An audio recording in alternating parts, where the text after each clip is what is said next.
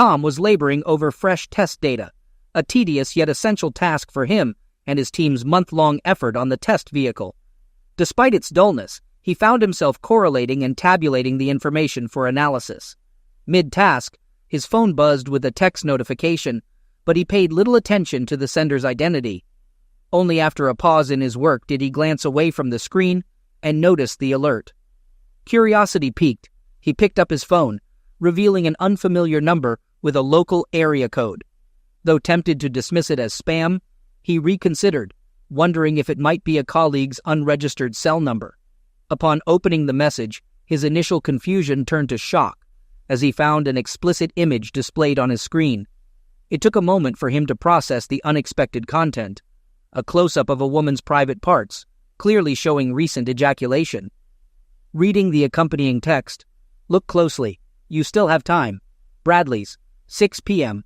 He initially dismissed it as a misdirected attempt at solicitation, finding a hint of amusement in the situation. However, a closer examination of the image revealed a tiny detail that froze him in disbelief: a mole near the woman's private parts, unmistakably belonging to his wife, Tanya. Doubt flooded his mind as he desperately sought to disprove what he saw, but the evidence only strengthened his conviction. Questions raced through his mind as he recalled Tanya's supposed whereabouts, en route to Boston for a crucial work engagement. Yet, here he was, confronted with an image that suggested otherwise. With the clock ticking towards 5:15 p.m., the timing of the message clashed with Tanya's scheduled landing in Boston at 4:30 p.m. Although she typically checked in upon arrival, it seemed plausible that she was preoccupied with her team's arrangements. Despite the whirlwind of emotions, Tom opted to reply to the text first, before considering further action. Not particularly original, but entirely expected. "Who is this? How did you obtain this image? Am I expected to meet you at Bradley's?" As he prepared to wrap up for the day, he made a firm decision to head to Bradley's.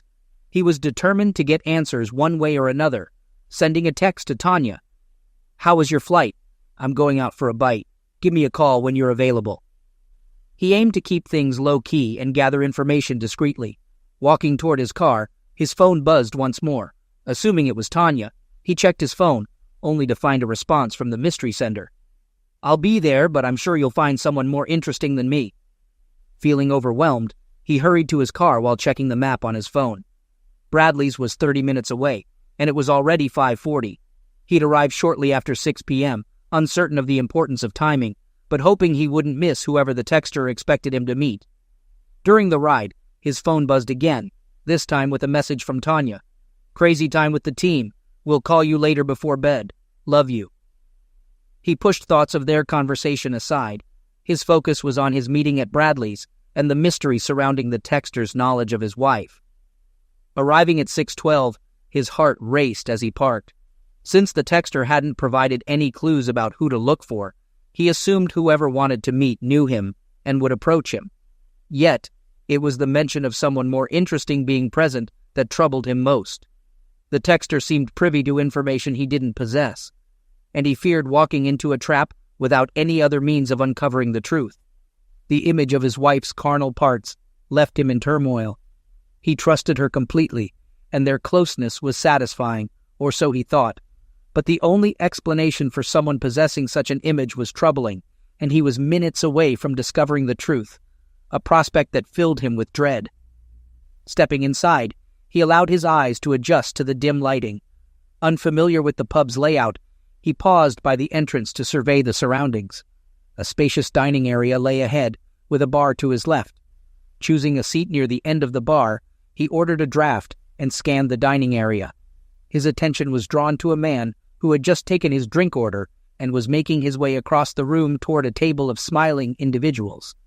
And there, at the table, receiving a drink from the well-dressed man, sat Tanya, adorned in her little black dress and pearls, her smile radiant. He moved mechanically, advancing toward the table where Tanya sat.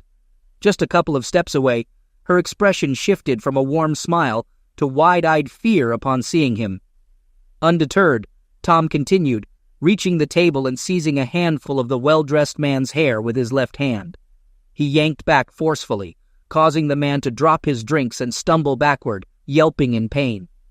As Tom pulled him past, he released his grip, intending to strike him with his right hand. But the man's rapid retreat left Tom out of range, and he landed on the floor before Tom could act further.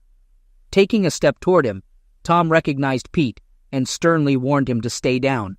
Pete, disheveled and soaked in drink, obeyed without uttering a word.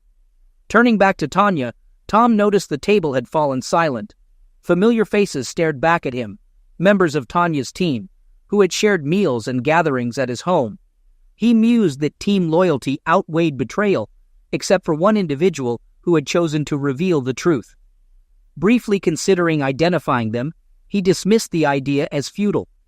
Tom informed Tanya that he was going home and suggested that if there was any hope for their marriage, she should come with him now. Tanya nodded in response. However, before she could rise, he gestured for her to wait and requested a moment.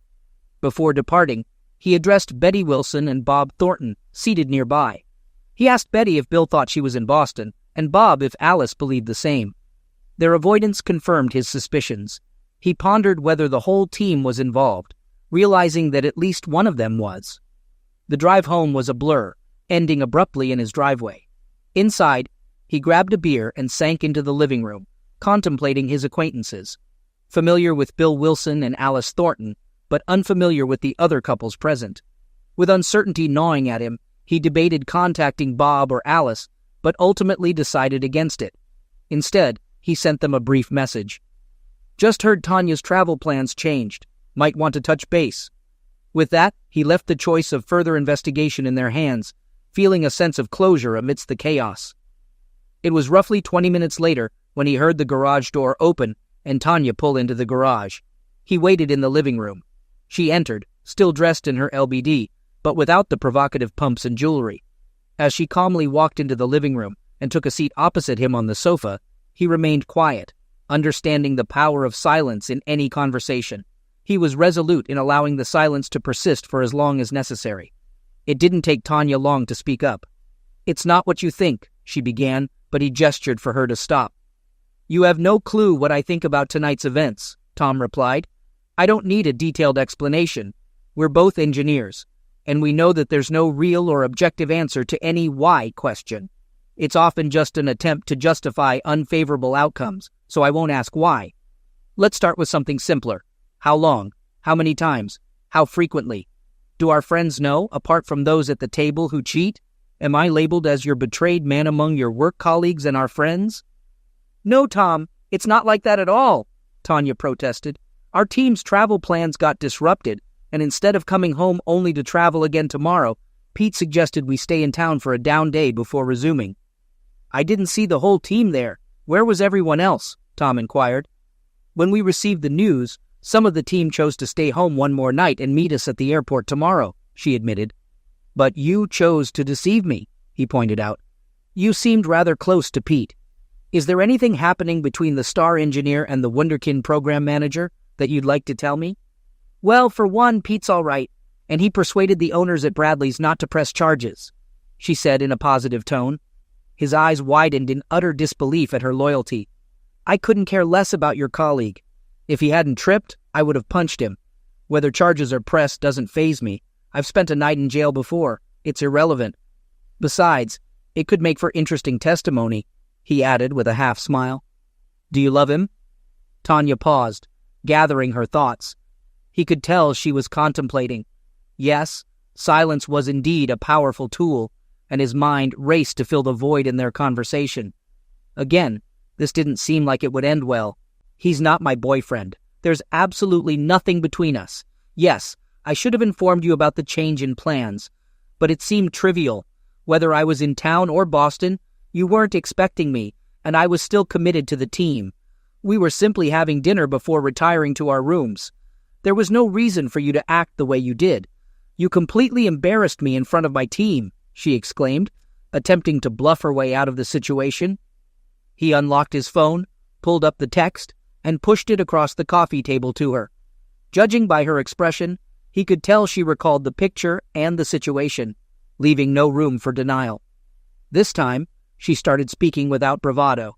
He retrieved the phone, started a voice recording app, and tucked it into his shirt pocket. "Tom, Our team is, she hesitated, searching for words. Very close-knit in many ways. Most of us, she began. We have a small group that meets regularly. They were all at Bradley's. We were the ones putting in extra effort for the proposal. You know the time I've spent preparing our pitch? I don't know exactly when it began. It was sometime after Pete became PM. We worked closely together, and I was drawn to him, and things just evolved, Tanya explained. No explanations needed, he interrupted. Falling into bed doesn't just happen. Decisions are made consciously. We both understand that, so please don't insult me. So, almost 6 months, he answered one of his questions. That's when Pete joined, right? She nodded. The team, he continued. All of you. He trailed off without naming it. I mean, collectively? She nodded again. Pete mentioned it fosters trust and team unity. Is that what convinced all of you to form a company coition group? Now you're being crude. It's more than that. I feel a strong connection to Pete and my team, more than ever, Tanya asserted confidently. He sensed trouble brewing. Unfortunately, you may see some changes in your team soon, Tom warned. What did you do? Tanya gasped. Tom, involving others will only cause more damage. Let them make their own choices. We need to focus on us. Tanya, I can't stay silent and be complicit. I care about Bob and Alice. In fact, I like them a lot more than Betty and Bill right now, he replied. I texted them about the changed plans. How they handle it with their spouses is up to them. I can live with my decision. Tom, we have the most productive team in Chronicles Inc.'s history, she practically yelled at him. And you benefited too. Just because our team meetings were on Wednesdays didn't mean you missed out. I never denied you access to me whenever you needed it. So, I slept with my team a bit earlier. You never noticed. That picture you showed me, you want to know about it? She sneered. That was right after Pete finished inside me. Yes, he came inside your loving wife. What you don't see is Betty. She took the picture just before she went down on me. So now you know you never had seconds or tasted another man's seed. If you don't know, it didn't happen, right? Tom listened in shock as the extent of the deception and his own ignorance unfolded before him. Now just because you're aware, just because your fragile ego is bruised, you want to throw away all that my team and I have achieved? Tanya hissed, her anger escalating. Tom could feel his heart rate rising as Tanya passionately defended her team's questionable dynamic. His own anger was growing by the second. For a fleeting moment during his drive home from Bradley's, he entertained the idea that perhaps forgiving Pete just this once could be possible. However, that notion had quickly met its demise. He didn't need to hear any more, and he certainly didn't want to, but Tanya persisted. No, sir, we won't let you off the hook.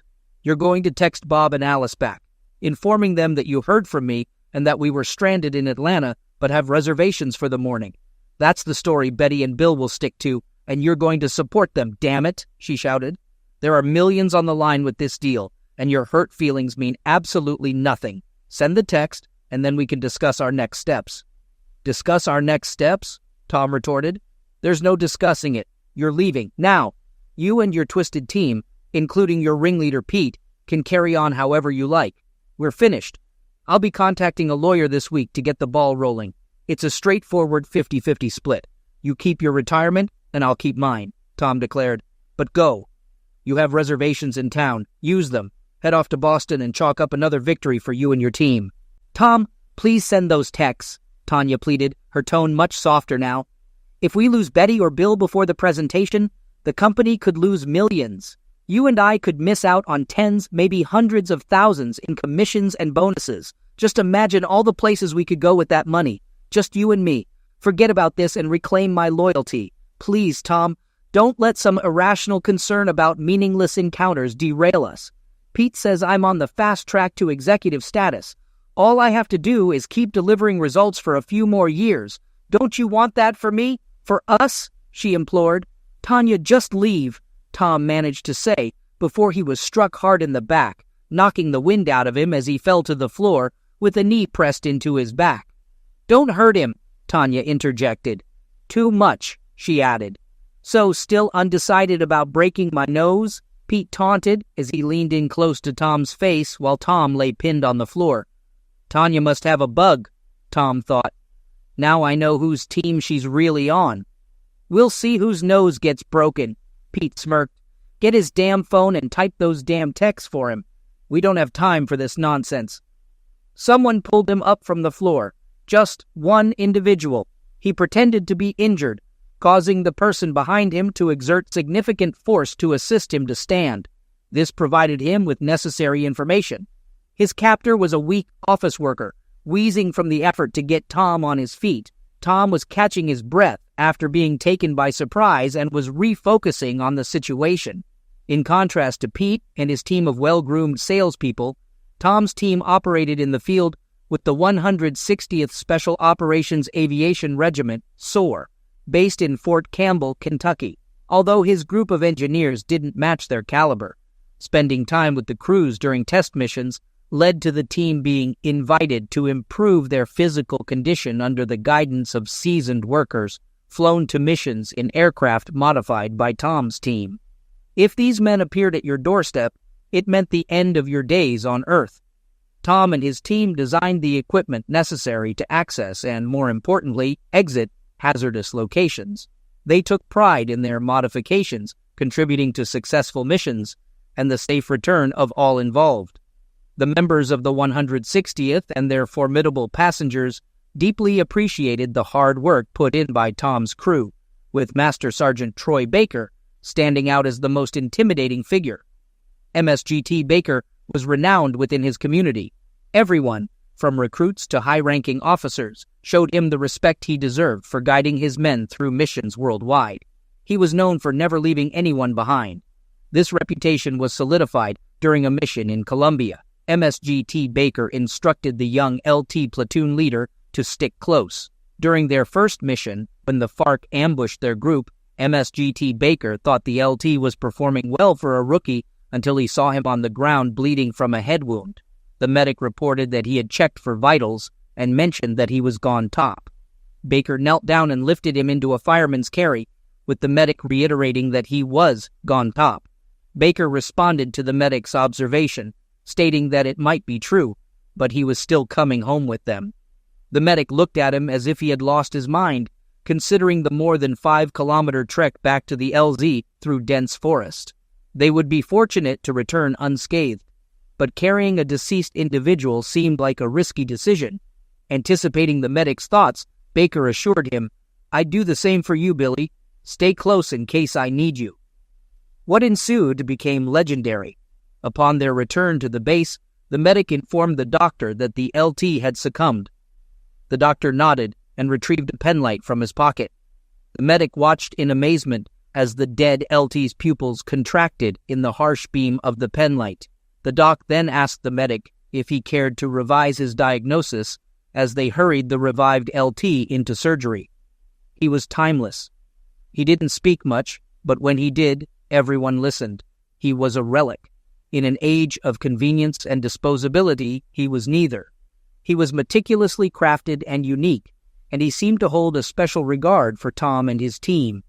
During the extended periods of downtime between missions, the MSGT expressed his gratitude by instructing Tom and the team in some basic yet effective hand-to-hand defensive techniques. He advised the engineers, "It's better to know something, just in case. I understand the biggest threat you're likely to encounter is a malfunctioning copier or a nasty paper cut.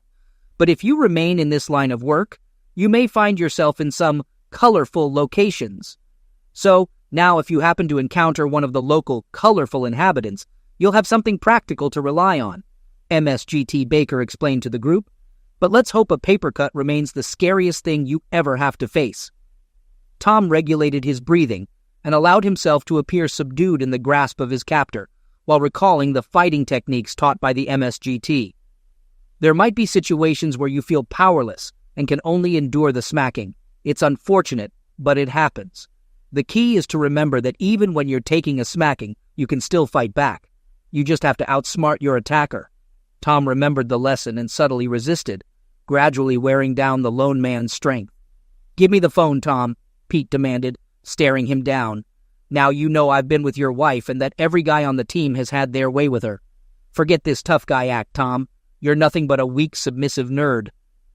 Do as we say, and maybe you'll still have a chance with Tanya when the team isn't using her. Don't forget about all the luxuries you can afford with her bonus. That should ease the pain. Who knows, maybe Tanya will even buy you a coition robot for those times when she's busy."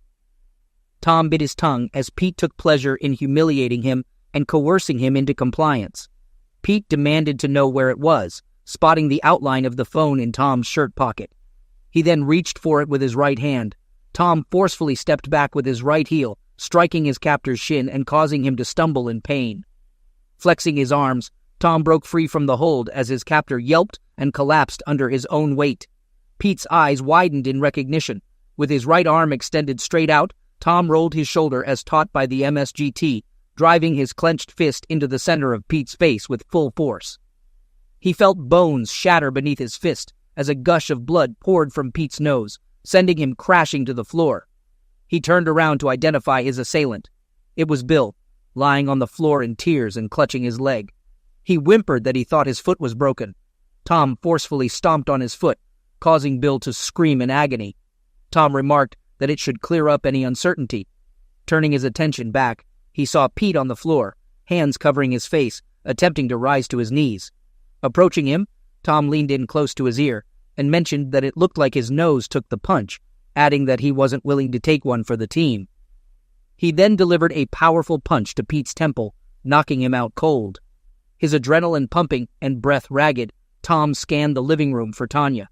Suddenly, he felt a sharp impact to his back and neck. Dropping to one knee, he spun around to confront the new attacker. Tanya stood before him, wielding a cast-iron skillet. Her swing missed, grazing Tom's side. Rising to his feet, he roughly grabbed the pan from her hand. Tanya pleaded with Tom, expressing that they could still salvage the situation. She asked him to consider the money he would be giving up and promised to put an end to the extramarital affairs, vowing to cut them off. She suggested going back to how things were between them.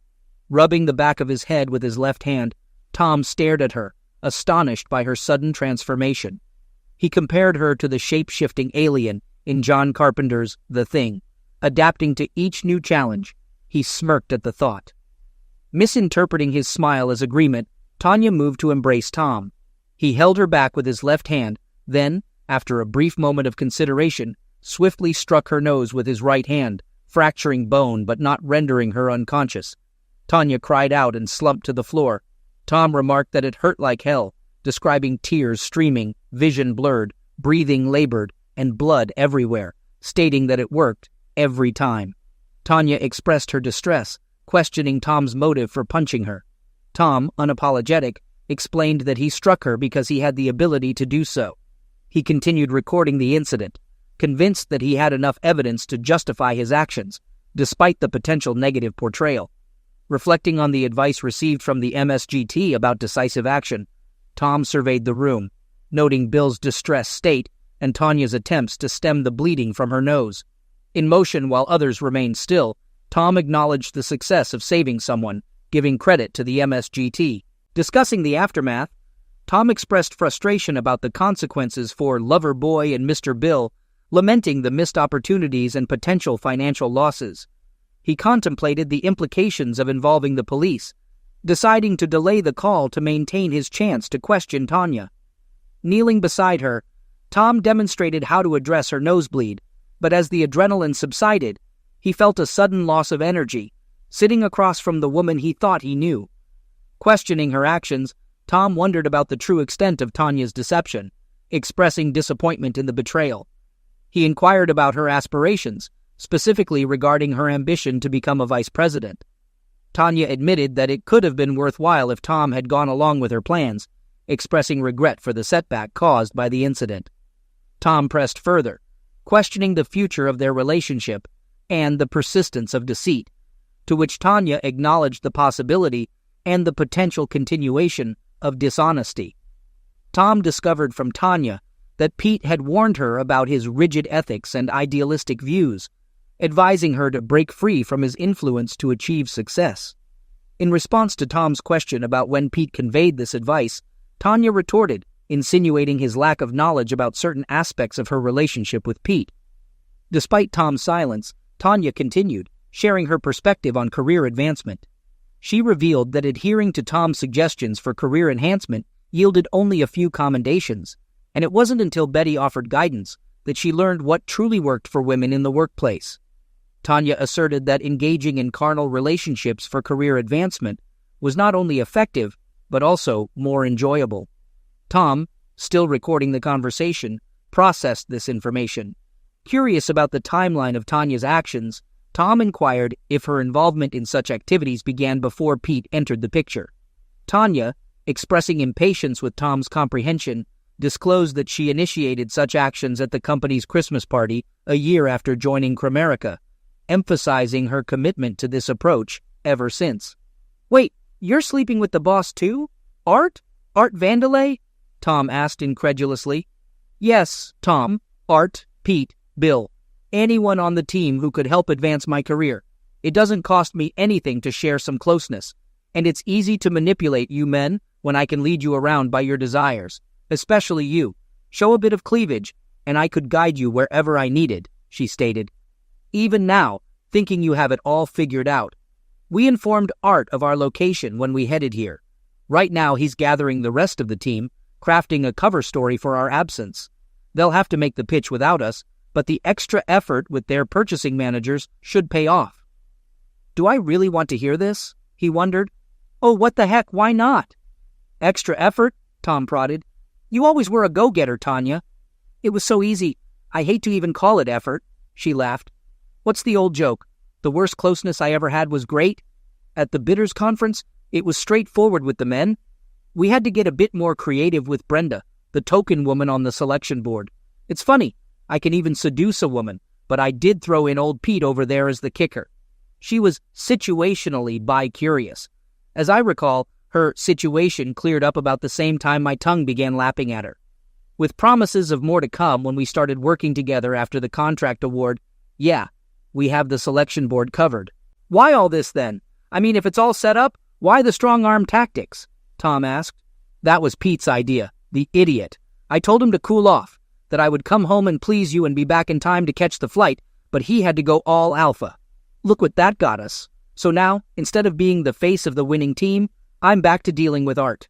Like I said, fixable, but it will set me back." "You wouldn't have bought me so cheap," he said. "Maybe not," Tanya replied, "but I still would have made the flight." "Well, you sure as hell ain't making that flight now," he declared. Remembering how Pete seemed so clued in, he figured Tanya must have a transmitter. "Art, are you listening? I'm about to call the cops. I'm sure there's a handful of felonies involved here, and we haven't even begun to go down the rabbit trail of fraud. That's a federal contract, isn't it, Tanya?" Tom asked rhetorically. "Yeah, the feds take a dim view of how, did you phrase it, extra effort? I'm sure you have great lawyers and all, Art, but maybe there's an alternative?" He let it hang. A moment later, Tanya's cell phone ringtone played, "Hail to the chief." "Art?" she asked into the phone. "Of course. I'll put you on speaker." "Tom?" Art's voice came through the speaker. "First, let me apologize to you. Pete's actions were a gross lapse of judgment. I can assure you the board will deal with him assertively." "Thank you, Art. That eases my mind. Glad to see that you and the board take assault and fraud seriously. Tom, these are all unfortunate allegations. Lawyers will profit, but nobody wants to rock the boat. We might pay a fine, Pete and Bill get community service, but ultimately you'll be divorced and half as wealthy," Art explained in a businesslike manner. "Do I detect an or in this story, Art?" Tom inquired. "Tanya always said you were the cleverer of the two. Still, I'm happier to have hired Tanya." "Yes, Tom, there most decidedly is an or," Art continued. "Tom, we, Chronicles, have displaced you in your wife's affections, and when you found out and questioned it, you were treated most shabbily." "Most shabby. Shocking," Tom chimed in. "Tom," Art continued, "instead of calling the cops, as you put it, suppose we could come to an agreement. I just sent a snap to Tanya's phone, not me, one of my tech boys here. They tell me they disappear after viewing. Have a peek. Perhaps that might restore some goodwill." Tanya opened the snap and turned the phone to Tom. He saw the words, "Bank of Grand Cayman," and a number. A very large number. "And when would that be deposited?" Tom asked. "It's already there, Tom. You have an email with the account number. This has been a very bad day for you, Tom. This may be a hard decision for you to make, and I don't discount the emotion. Tanya is a very desirable woman. Be that as it may, however, One can't take emotion to the bank, can one? One can't, Tom agreed, affecting Art's upper-crust clipped manner of speech. Chronicles will cover the costs of your divorce. You can never reconcile. I think we all recognize that. Tanya will file. She will ask for her personal belongings and her retirement. He thought for a moment before replying. On the one hand, he could stand on principle and expose the whole sordid mess and let the chips fall. On the other hand, he could just walk away. Art had just given him 5 million reasons to do just that. Does Chronicles have a medical staff, Art? Tom asked. Yes, Tom. I believe we have some physicians on retainer, Art replied. Good, Tom said. You better load a few into a limo and send them over here to pick up your team. Are we in agreement then? Art asked. Tanya who? Tom replied. Precisely, Art agreed. Are we done, Tom? Art asked. Goodbye, Art, Tom said and ended the call. Tom put his phone away, turned off the recording app, and slipped it back into his pocket. I knew you would see it our way, Tom. We can still be friends with benefits when this is all over. She summoned up what she thought was her most winning smile, but even her incandescent smile couldn't reverse the effects of her ruined nose.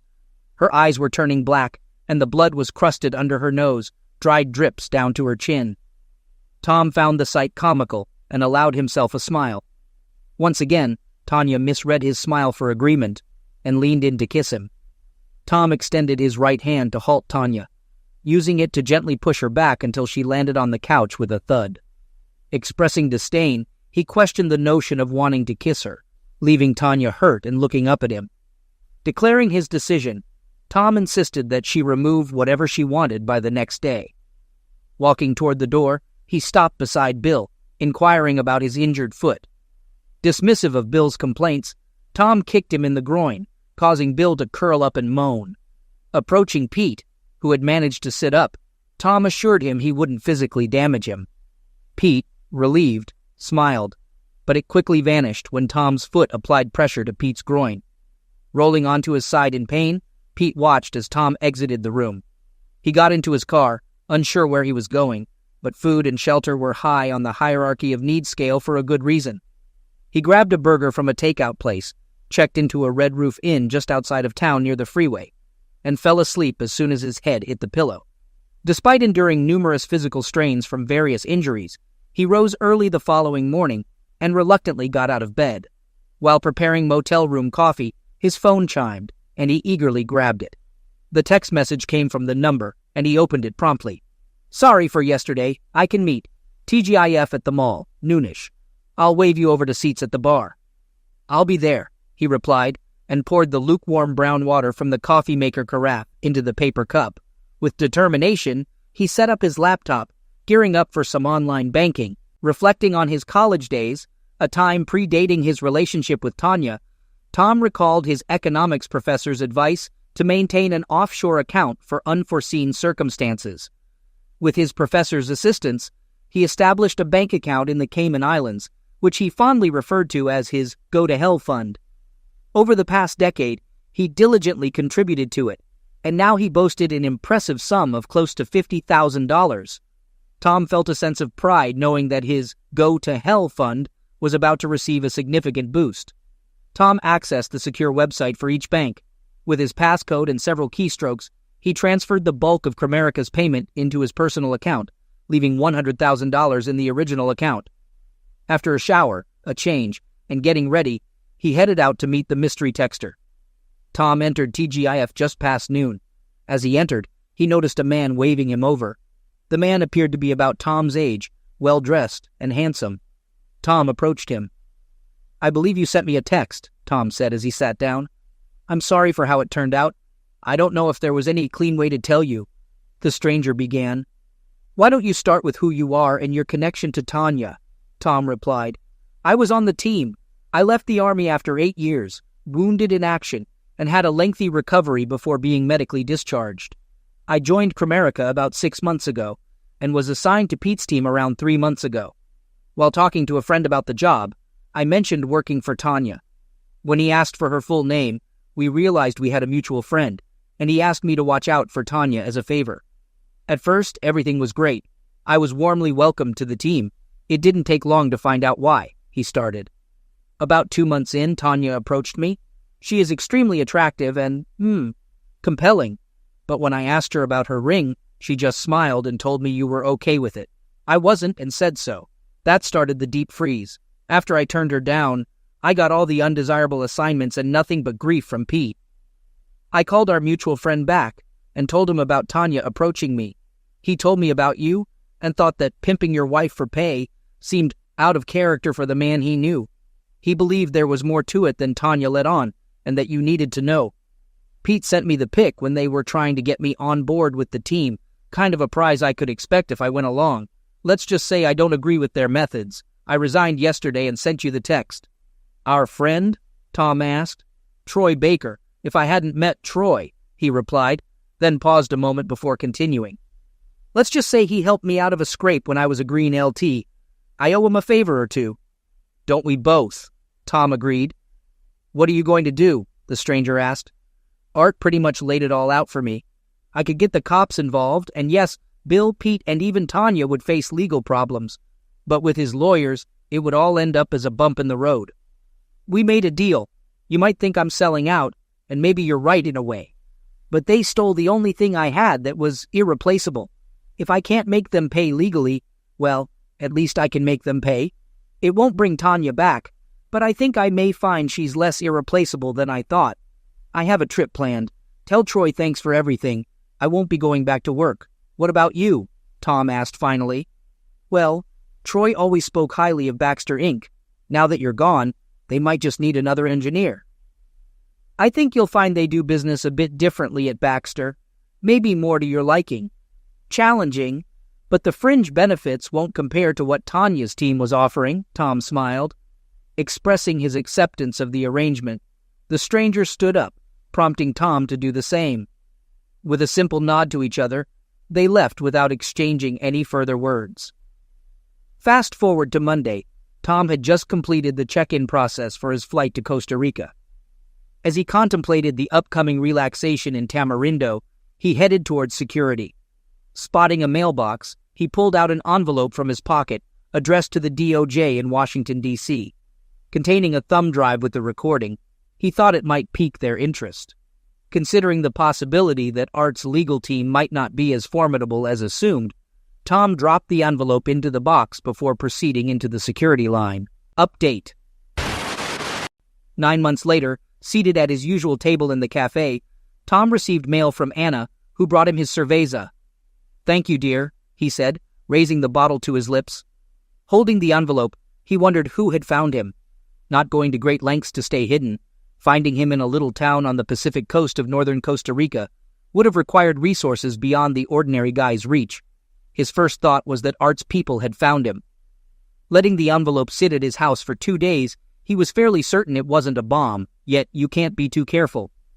Carlos, Tom called out to the cafe owner. ¿Tienes tus cuchillo? Sí, Señor Tom. Tom handed over the envelope and stepped back a few paces. Can never be too careful, he thought as Carlos cut open the envelope. He handed it to Tom, who thanked him, took another pull from his beer bottle, and turned the envelope over. Several sheets of paper fell onto the table, picking up a note that said, "Thought you would find this interesting," along with a phone number. The number, Tom thought. Troy would have the resources to find him. I can live with that.